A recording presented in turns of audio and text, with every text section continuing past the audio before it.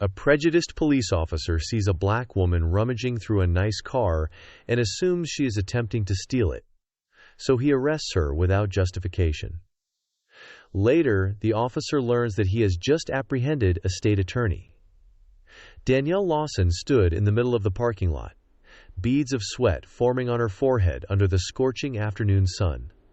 The black SUV in front of her was unlocked. The driver's side door swung open as she leaned over the seat, shuffling through papers and stray receipts in a desperate search for her misplaced purse. "Come on, come on," she muttered under her breath, her fingers moving swiftly as she dug through the clutter. She had already been running late when she pulled into the lot, but now she was in serious trouble. Her phone buzzed for the third time, the screen illuminating with another missed call from her office. She didn't even bother checking it at that moment. Her focus was on locating her purse, where her wallet, ID, and everything else crucial in her life were stashed. The distant hum of an engine caught her attention, and she straightened slightly, glancing up to see a police cruiser slowly making its way through the lot. The officer behind the wheel looked her way, and she quickly turned back to her car, trying not to draw any more attention. She didn't have time for this. Still, she could feel the officer's gaze on her as the cruiser came to a halt. The door opened, and heavy boots hit the asphalt. "Hey!" a gruff voice called out. Danielle froze, fingers still on the edge of the car seat. Her heart sank as she straightened up slowly, already bracing for what was coming. She took a deep breath and turned to face the officer. He was a white man, middle-aged, with a hardened face and a scowl that seemed permanent. His uniform was sharp, though he wore his authority with a casual arrogance, his hand resting on his belt. His eyes narrowed as he assessed her. "What do you think you're doing?" he asked, voice sharp and distrustful. Danielle wiped a bit of sweat from her forehead and took a step back from the car, trying to maintain her composure. "I'm just searching for my purse," she said calmly, keeping her tone even. "I misplaced it somewhere in the car." The officer's scowl deepened. "You got ID on you?" he asked, his hand still resting on his belt as though ready to act at any moment. Danielle blinked, feeling her stomach tighten. "Like I said, I lost my purse," she explained, gesturing toward the car. "That's what I'm searching for. I'm late for a meeting." "Uh-huh," the officer interrupted, not allowing her to finish. "Late for a meeting, right? Step away from the vehicle." Danielle bit her tongue. She didn't want this to escalate. Slowly, she stepped away from the car, raising her hands slightly to show she wasn't a threat. "This is my car," she reiterated, her voice steady. "I just need to find my purse and I'll be on my way." But the officer wasn't listening.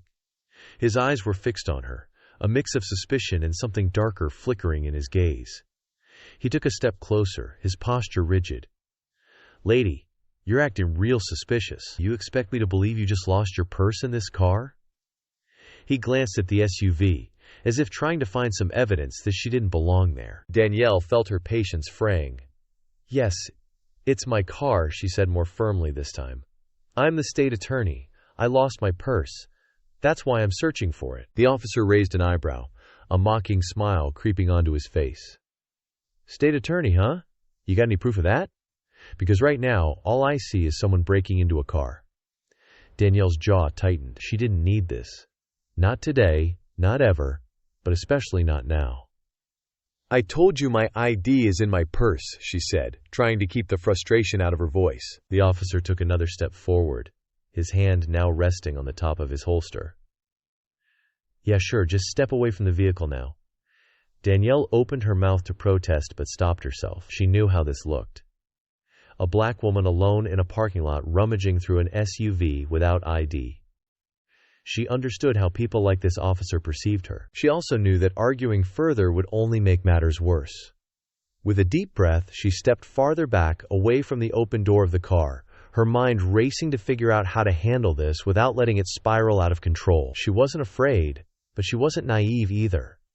This kind of situation could escalate quickly. The officer, meanwhile, seemed to take her compliance as an admission of guilt. He circled the car, glancing inside before turning his attention back to her. "Hands where I can see them," he ordered, pulling out a pair of handcuffs from his belt. Danielle's eyes widened in disbelief. "Wait, what? Are you serious?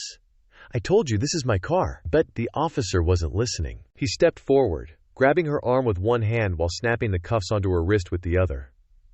Danielle felt a surge of anger and disbelief as the cold metal locked around her wrists. "You're under arrest," the officer said, his voice cold, "for suspicion of vehicle theft." Danielle couldn't believe it. Her purse was somewhere in that car, but she was the one being treated like a criminal. As he led her toward the patrol car, she cast one last look at her vehicle, feeling a mix of frustration and anger rise in her chest. This wasn't over.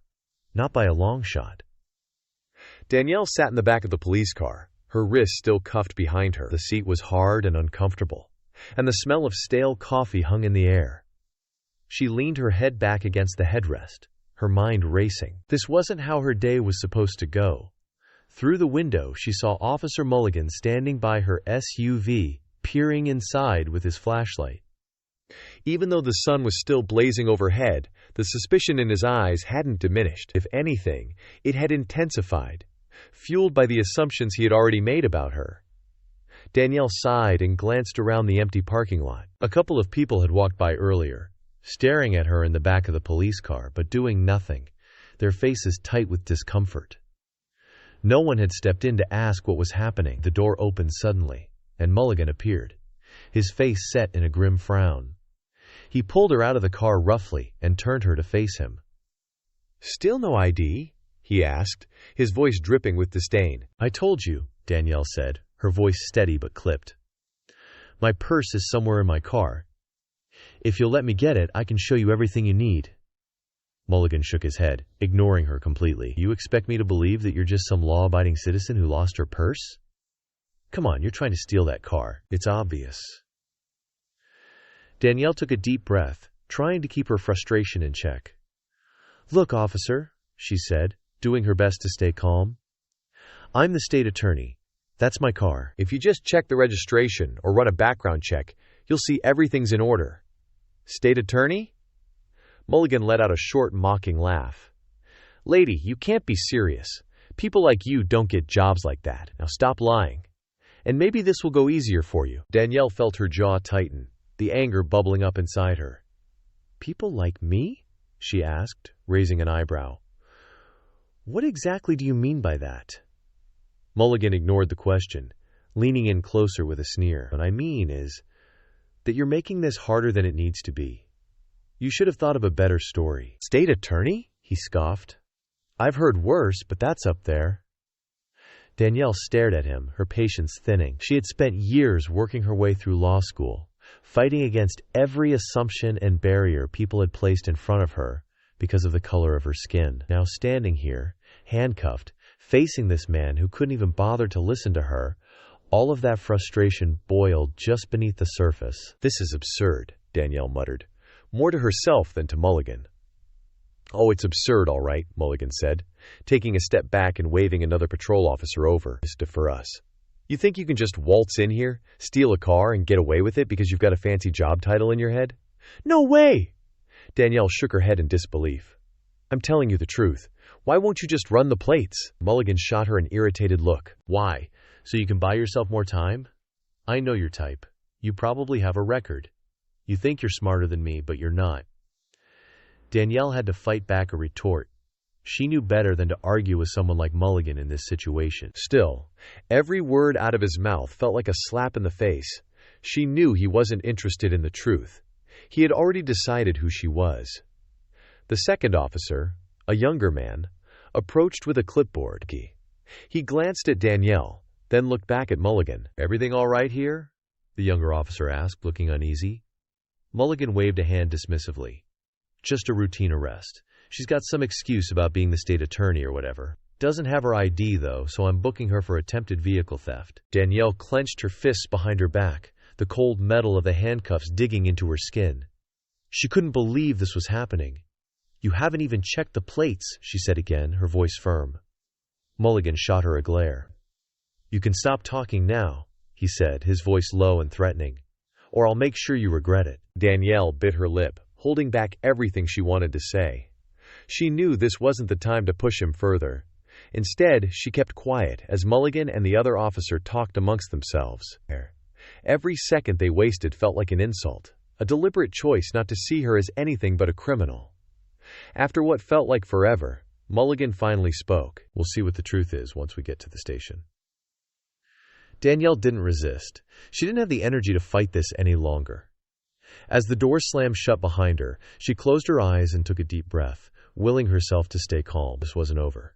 Not yet. She knew the truth would come out eventually. It had to. But the fact that she was being treated like this in the first place was a reminder of everything she had fought against her whole life. And as she stared out the window, watching the city blur past, she couldn't help but wonder how many others had gone through this exact same thing. People without the power or connections she had. People who had been silenced before they ever had the chance to speak. Danielle knew one thing for sure. When this was over, there would be repercussions. Danielle sat in the cold, dimly lit holding cell, her wrists aching from the tight handcuffs. The sounds of the police station echoed around her, officers walking back and forth, phones ringing, and distant chatter that blurred together. She'd been through these kinds of places countless times, but always from the other side. Now she was the one being treated like a criminal, and the absurdity of it all sat heavy in her chest. Her mind replayed the events of the last hour. Officer Mulligan's sneering face, his complete refusal to listen to her, his dismissiveness when she mentioned her position. He hadn't even checked her plates. He hadn't done any background checks. She had been arrested solely on his assumptions, nothing more. She tried to shift in the hard plastic chair she'd been forced into, her hands cuffed behind her. Across the room, Mulligan was filling out paperwork, muttering to another officer who occasionally glanced over at her. There was no urgency in their actions, no recognition of the mistake they were making. Just another day at the office for them. "Hey," Danielle called out, trying to get Mulligan's attention. "Can I at least get these cuffs off? You know this is unnecessary." Mulligan didn't even look up. "Yeah, sure. You just sit tight, and we'll get to that when we're ready," he said, his voice dripping with sarcasm. Danielle sighed, her frustration mounting. She had dealt with difficult officers before, but none as openly hostile as this. She was a state attorney, for goodness sakes. How was this happening? She had never expected to be in a position like this, especially not for simply looking through her own car. But here she was. After what felt like an eternity, Mulligan finally walked over to her. He leaned down, placing his hands on the table in front of her, his expression still smug. "All right, state attorney," he said, his tone mocking. "You ready to come clean yet?" Danielle looked him dead in the eye. "I've told you the truth from the beginning. I'm the state attorney for this city, and you've made a huge mistake. But you're too wrapped up in your own bias to realize that," Mulligan chuckled. "Bias, lady? This isn't about bias. This is about you not having any proof, acting all suspicious, and giving me a bunch of excuses. You know how many times I've heard people say they've lost their ID? Happens all the time. You're not special." Danielle took a deep breath, steadying herself. "If you just run a background check or check the plates, you'd know everything you need to. This could have been over by now." Mulligan straightened up, shaking his head. "Background check? Plates? Nah, you don't get to tell me how to do my job. You criminals always think you know better. You're lucky I haven't booked you for resisting." Danielle's hands tensed in the cuff, but she didn't rise to his bait. "You don't know who you're dealing with," she said, her voice low but firm. "When this is over, you're going to regret how you handled this." Mulligan raised an eyebrow, but the smirk never left his face. "Is that so?" "What? You think you're going to scare me, lady? I've been doing this job for 20 years. I've seen it all. And trust me, whatever little power trip you're on isn't going to work here." Danielle didn't respond. She was done arguing with him. There was no point. She just needed to get out of here and let the truth handle itself.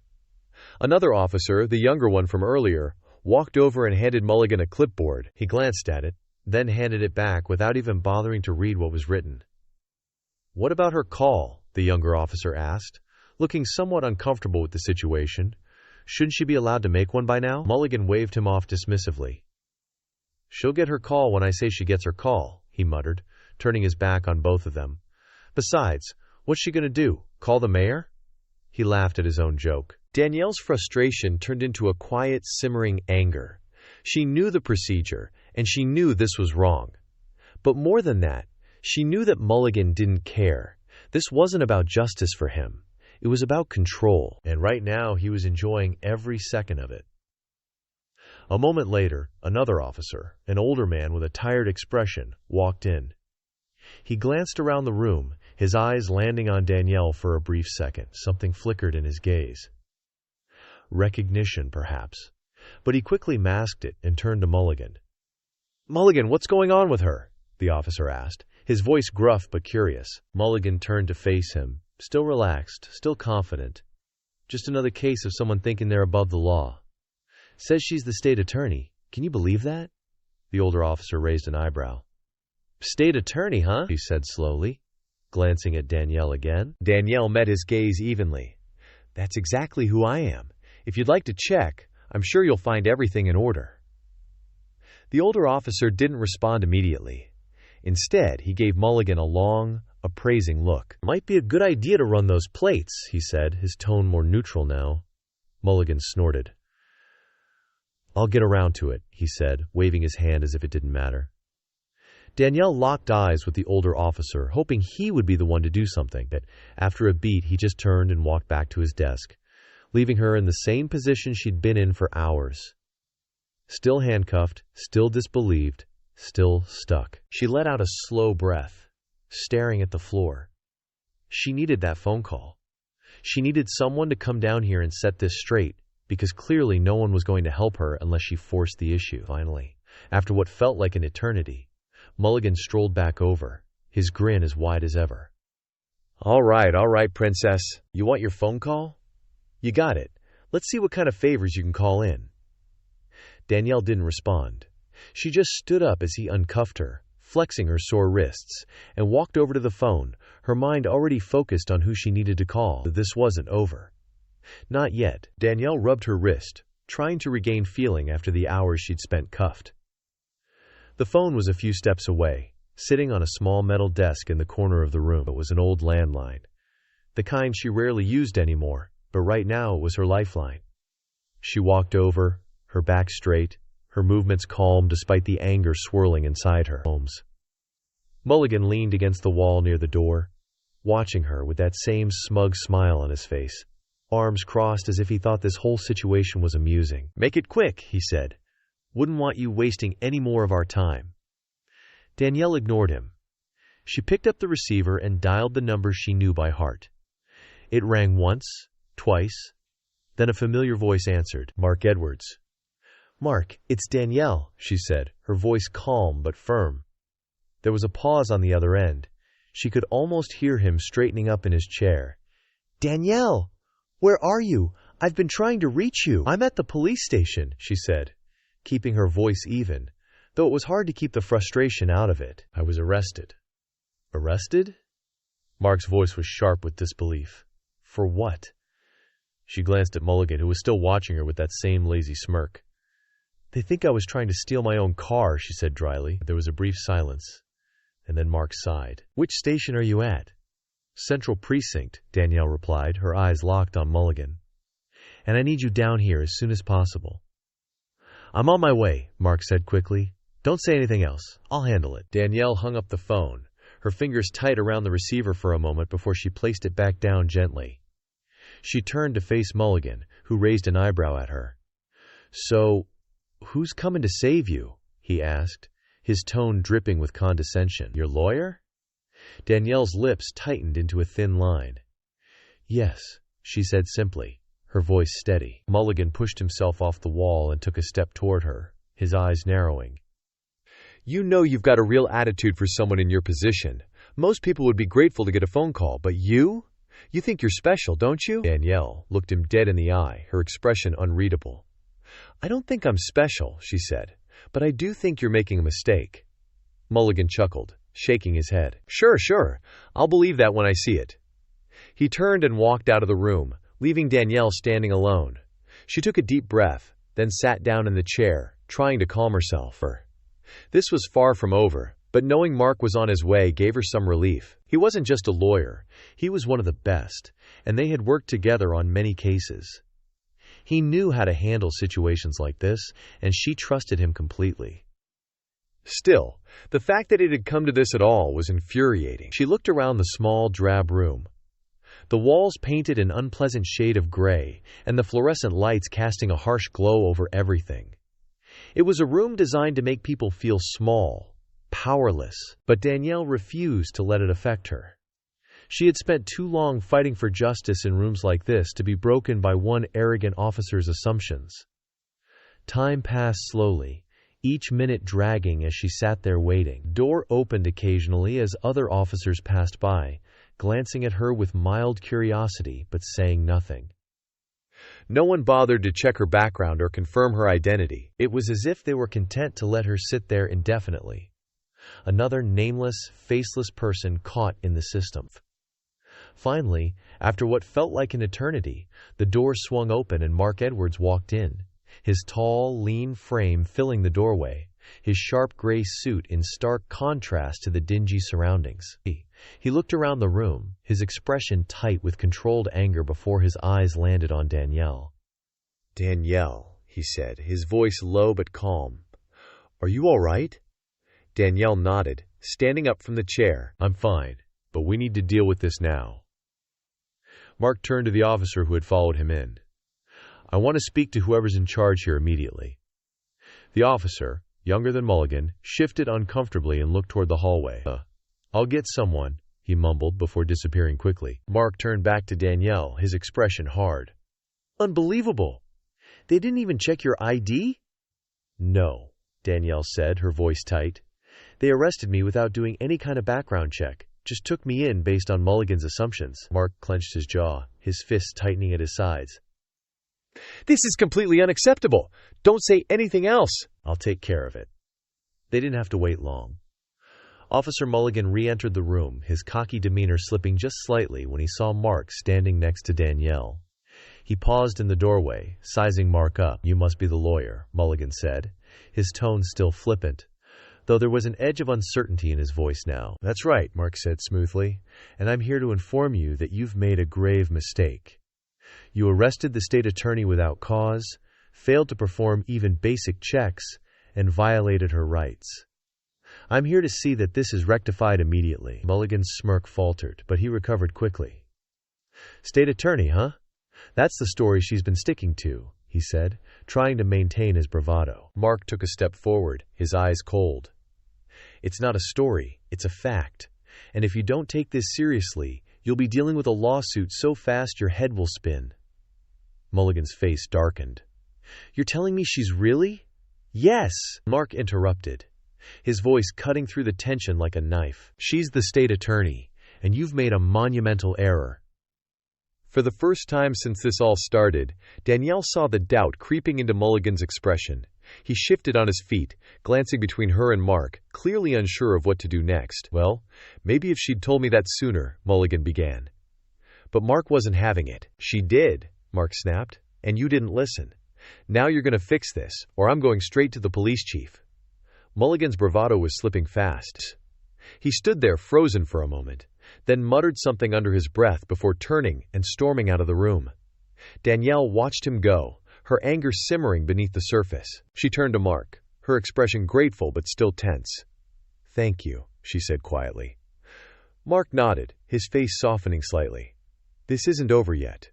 Let me make sure they release you properly, and then we'll deal with the rest." Danielle sat back down, knowing that soon enough the truth would come out in full.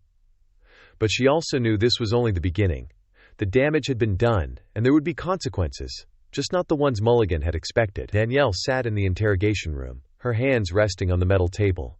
The room felt colder now, the sterile atmosphere pressing down on her, but her frustration had begun to fade. She knew Mark was handling things, and soon this entire situation would unravel. The door swung open with a creak, and Officer Mulligan entered, his usual swagger slightly diminished here. He didn't meet Danielle's eyes right away as he walked to the corner of the room, leaning against the wall with crossed arms. His smirk wasn't quite as sure as before, though he was clearly trying to hold on to it. A few moments later, Mark entered, followed closely by the police sergeant in charge of the precinct, a tall, broad man with graying hair and a tired expression. The sergeant walked in with a sense of authority, his eyes immediately scanning the room. He had the look of someone who'd seen too many situations like this and was already aware something had gone very wrong. Danielle straightened up as the sergeant glanced at her, then at Mark. He cleared his throat and addressed the room, his voice firm. "All right, let's get to the bottom of this," he said. "I've been informed there's been a serious misunderstanding. Miss Lawson, You've been detained under the suspicion of vehicle theft, is that correct? Yes, Danielle said, her voice calm and controlled. But I've explained multiple times that I'm the state attorney for this city, and this is my vehicle. Officer Mulligan refused to check my ID or verify any of my information. The sergeant turned to Mulligan, his expression hardening. Mulligan, is that true? You didn't check her ID? Mulligan shifted uncomfortably but maintained his defensive posture. She said she didn't have her ID. She lost her purse. I followed protocol based on the situation. Mark stepped forward, his voice steady and authoritative. You didn't follow protocol, Officer Mulligan. You failed to run her plates. You failed to perform any sort of background check. You ignored every piece of information she provided, including the fact that she's the state attorney. Instead, you profiled her and escalated a situation that didn't need escalation. Mulligan clenched his jaw, his face reading she didn't have proof on her. I can't just take people at their word. We deal with liars all the time. The sergeant held up a hand to silence Mulligan, his expression stern. That's enough. The issue isn't whether she had ID on her at the time. It's how you handled this from the start. Did you or did you not verify her identity through any other means? Mulligan looked away, clearly uncomfortable. No, he muttered. Danielle watched the exchange, her frustration simmering under her calm exterior. She had tried to reason with Mulligan, had given him every chance to check her information, but he hadn't cared. Now he was finally being called out for it. Mark took another step forward, his voice rising slightly. And when I arrived, you still refused to acknowledge who she was. You continued to mock her and dismiss my explanation outright. You're not just negligent, Officer Mulligan. You're reckless. The sergeant's eyes narrowed at Mulligan, who was now standing with his arms crossed, his face hardening in defense. You need to learn how to handle these situations properly, the sergeant said. This isn't about catching people in lies. It's about doing your job thoroughly. You didn't do that, and now we've detained the state attorney under false charges. Mulligan scowled, but there was no denying the shift in the room. He was no longer in control, and everyone knew it. I was doing my job, he muttered, his voice quieter now. Danielle finally spoke up, her voice cold and measured. No, you weren't. You were abusing your power. You saw me and made a judgment without any evidence. You ignored everything I said because you didn't believe someone like me could hold a position like mine. Mulligan's eyes snapped to hers, anger flickering across his face, but he stayed quiet. The sergeant sighed and turned back to Danielle. Miss Lawson, on behalf of this department, I apologize for the way this was handled. We will release you immediately, and this will be thoroughly reviewed. Danielle's eyes stayed on Mulligan as she spoke, her voice unwavering. I appreciate that, but this isn't over. There will be consequences. Not just for me, but for every person who has been treated this way and hasn't had the power to fight back. The room went silent for a moment, the weight of her words hanging in the air. The sergeant nodded solemnly. Understood. I'll see to it personally that this is addressed. Mark placed a reassuring hand on Danielle's shoulder, and she stood up from the chair, ready to leave the room. But as she walked toward the door, she turned one last time to face Mulligan. You should have listened when I told you who I was, she said quietly but firmly. Next time, maybe you'll think twice before you judge someone based on nothing but your own assumptions. Mulligan didn't respond, but his jaw tightened, his fists clenched at his sides. It was clear he was still unwilling to accept the reality of what had just happened, even as the truth stared him in the face. Danielle walked out of the room with Mark by her side, feeling the cold satisfaction of knowing that justice, for now, was in her hands. But she also knew that this wasn't the end. There were larger battles to fight, and this was just the beginning. The next morning, Danielle found herself back at the police station, walking into the familiar building with an air of determination. Today was different. She wasn't here as a suspect or a victim. She was here as the state attorney, ready to ensure that Officer Mulligan faced the consequences of his actions. The events of the previous day still weighed heavily on her, but she had pushed them aside, focusing on what needed to be done next. As she stepped into the meeting room, she saw Chief David Hernandez waiting at the head of the table. He was a tall, stoic man with a serious expression, his salt and pepper hair slicked back. Officer Mulligan was seated to the side, his posture tense. He looked up when she entered, his face betraying a flicker of discomfort, but he quickly masked it with the same hardened expression he had worn the day before. This time, though, it wasn't backed by the same confidence. Danielle nodded curtly at Chief Hernandez, then sat down across from Mulligan. The tension in the room was thick, but Danielle was calm, collected. She knew what needed to be said, and she wasn't going to let Mulligan off the hook. Chief Hernandez cleared his throat and began speaking, his voice even but with a tinge of weariness. Ms. Lawson, I want to first offer a formal apology on behalf of the department for what occurred yesterday. I've reviewed the situation, and it's clear that proper procedure wasn't followed. I assure you this will be dealt with seriously. Danielle met his gaze, her face unreadable. I appreciate the apology, Chief, she said, her tone controlled, but apologies don't change what happened. Your officer racially profiled me, refused to verify my identity, and escalated the situation unnecessarily. Mulligan shifted in his seat, his jaw tight. He stared straight ahead, not meeting Danielle's eyes. But the discomfort in his posture was evident. Chief Hernandez glanced at Mulligan before continuing. I understand, and I agree that Officer Mulligan's actions were unacceptable, Hernandez said. That's why we're placing him on leave without pay pending a full investigation. Danielle nodded slowly, but her eyes remained fixed on the chief. That's a start. But this isn't just about me. It's about how many people like me get treated the same way and don't have the power to defend themselves. How many people have been in this exact situation but didn't have someone like Mark Edwards to call, or a title like mine to pull them out? Mulligan shifted again, his discomfort growing more apparent. He finally spoke, his voice low and defensive. Look, I didn't know who you were, okay? If I'd known, things would have gone differently.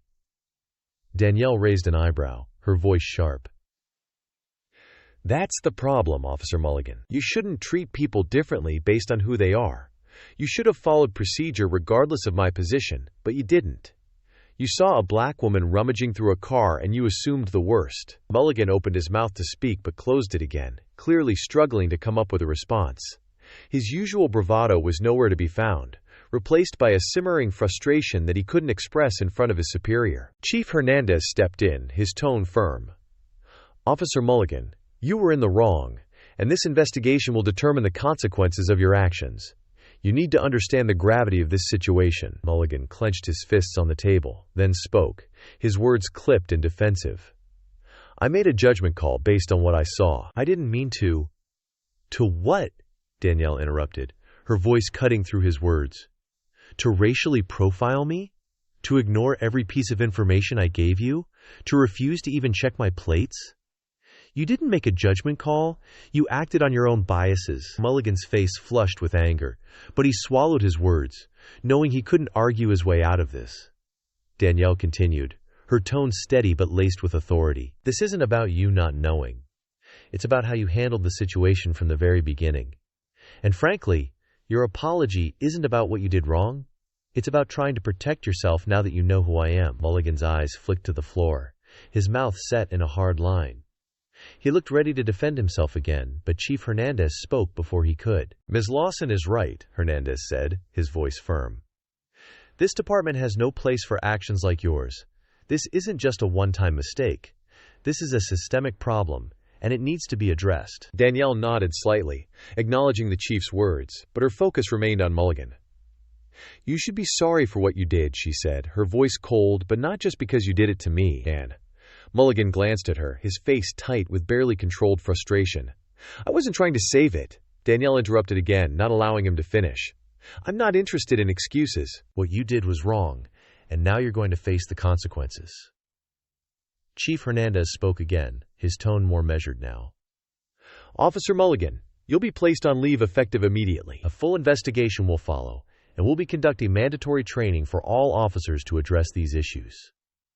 Danielle stood up, her eyes still locked on Mulligan. I'll be back when the investigation is over, she said calmly, and if it turns out that this kind of behavior is part of a larger pattern, believe me, there will be more than just training.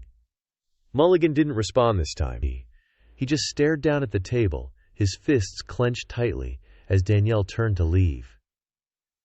Chief Hernandez stood up and walked her to the door. "Thank you for bringing this to our attention, Miss Ed. Lawson," he said. "I assure you this won't be taken lightly." Danielle nodded once. "I hope so, Chief. I really do." With that, she walked out of the room, her head held high. This wasn't over yet, but the first step had been taken. Mulligan would face consequences, and the department would be forced to reckon with its failures. But Danielle knew this was just one battle in a much larger war. As she left the station, the weight of the previous day still lingered, but it was lighter now. She had stood her ground, and the truth had been laid bare. Now she would make sure that this kind of injustice didn't go unchecked again. There was a long road ahead, but Danielle Lawson was ready to walk it. The next day, Danielle walked back into the police station with the same sense of purpose as before. This time, however, she wasn't alone. Mark Edwards, dressed in his usual crisp gray suit, walked beside her, his presence a quiet but powerful reminder of the support she had. Today's meeting was with Chief Hernandez and Mulligan again, but the air was heavier. The investigation had moved quickly, and the stakes were higher now. As they approached the chief's office, Danielle felt the tension settle around her shoulders, but it didn't shake her resolve. She knocked once before pushing the door open. Inside, Chief Hernandez sat behind his desk, his expression serious but unreadable. Officer Mulligan was seated in the corner, looking more deflated than before, his confidence drained by the growing consequences of his actions. Danielle and Mark took their seats across from the chief, their expressions equally composed. Chief Hernandez nodded to them both before speaking. "Lawson, Mr. Edwards," he began, folding his hands in front of him. "We've completed our preliminary investigation into the incident, and we've come to a decision. Officer Mulligan's actions were not only out of line but directly violated department procedures. We've decided to terminate his employment effective immediately." Mulligan's face stiffened, his hands gripping the arms of his chair, his lips pressed into a thin line, but he didn't speak. There was nothing left for him to say. Danielle glanced at Mulligan, but her focus remained on the chief.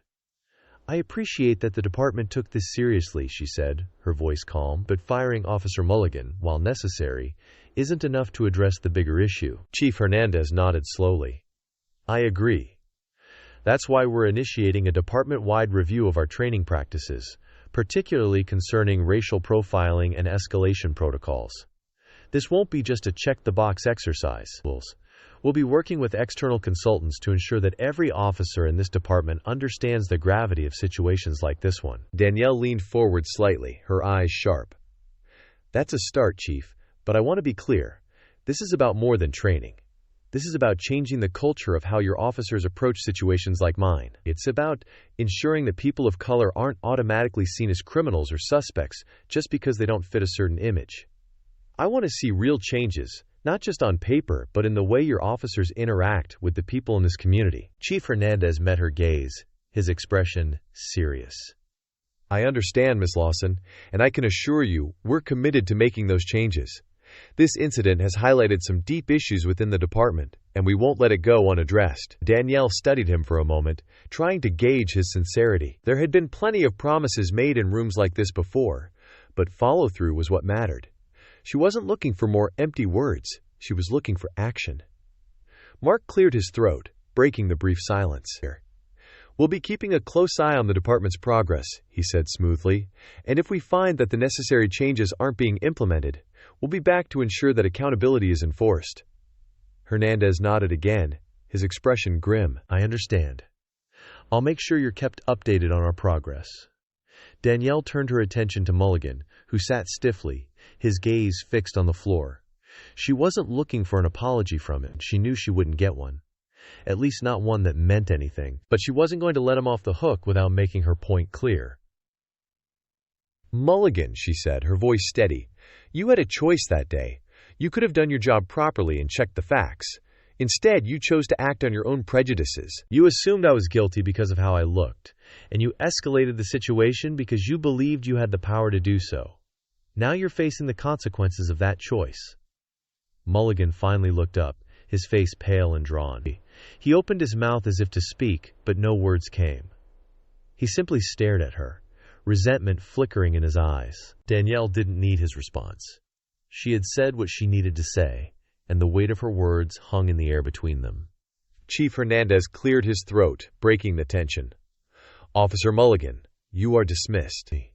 You can collect your things before leaving the premises." Mulligan stood up slowly, his body tense, and walked out of the office without another word. As the door clicked shut behind him, the room seemed to exhale, the oppressive tension easing slightly. But for Danielle, the weight of the situation remained. She turned back to the chief.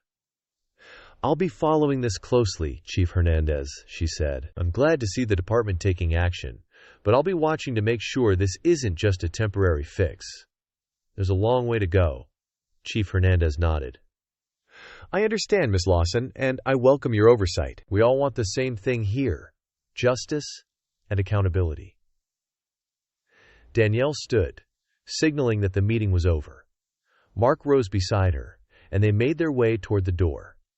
Before leaving, Danielle paused and turned back to the chief one last time.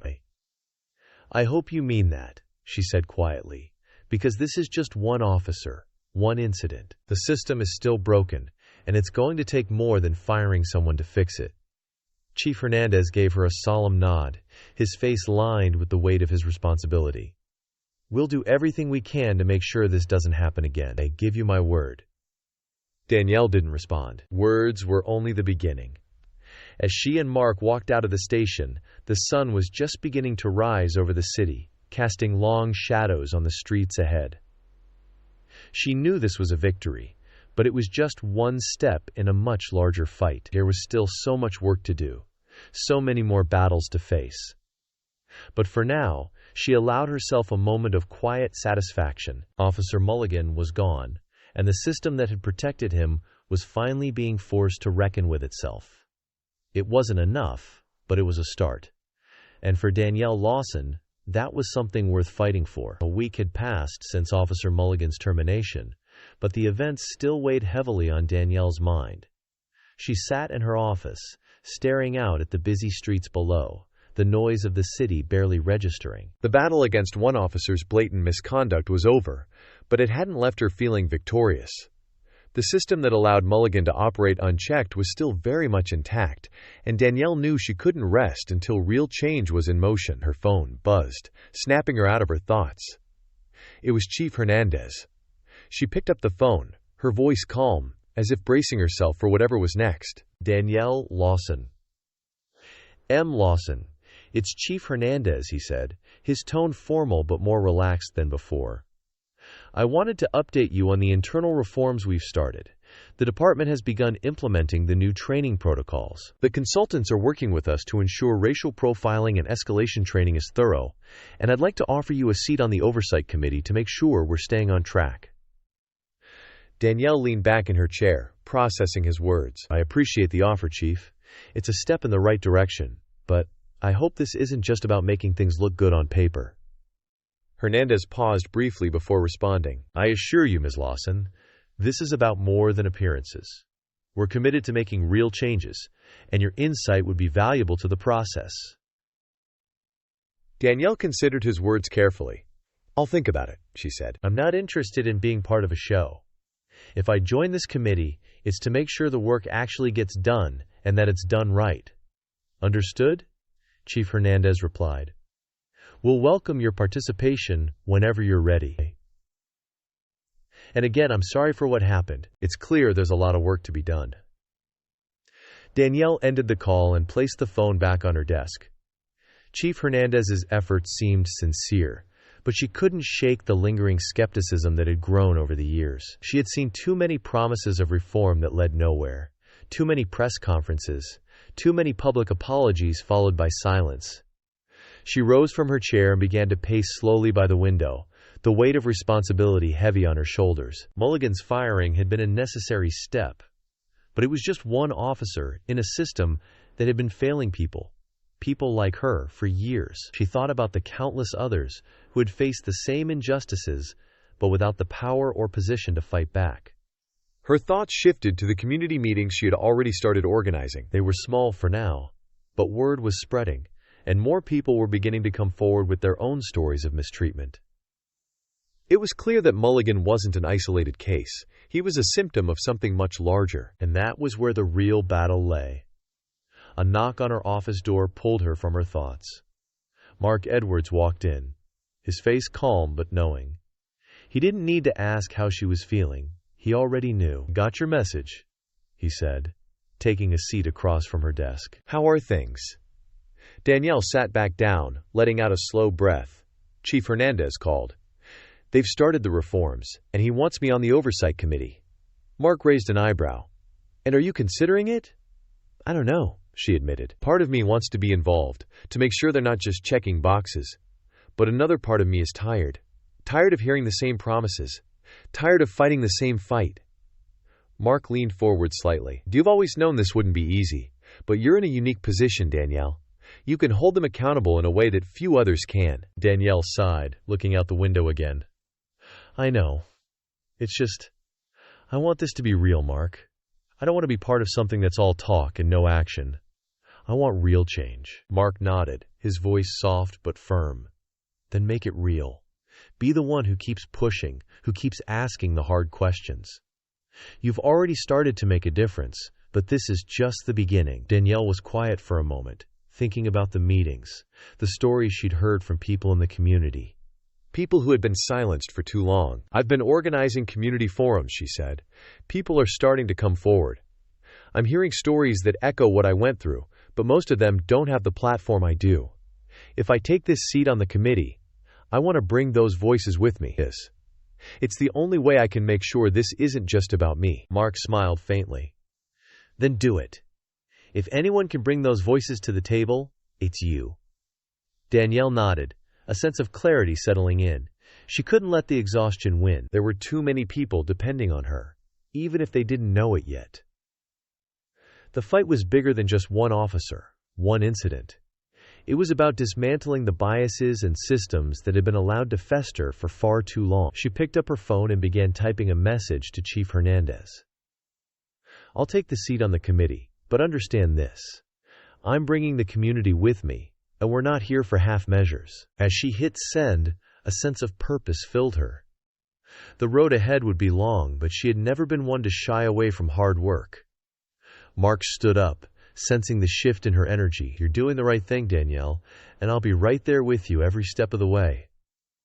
She looked up at him, grateful for his support. "Thanks, Mark. I'll need all the help I can get." After Mark left, Danielle stayed at her desk, but this time her focus was sharp. The small victories of the past week were important, but they were just the foundation for the larger work ahead. The system wouldn't change overnight. But brick by brick, case by case, she was determined to tear down the walls that had kept so many people trapped for so long. Danielle leaned back in her chair and let her mind settle on the work still to come. She had taken the first step, and there was no turning back now. The fight for justice, for true accountability, was far from over, but Danielle Lawson was ready. As the day turned into evening, the quiet satisfaction of knowing that progress was in motion allowed her to breathe a little easier. She had taken on the system, and now she was part of the force that would change it. And for the first time in a long time, it felt like justice wasn't just an ideal, it was within reach.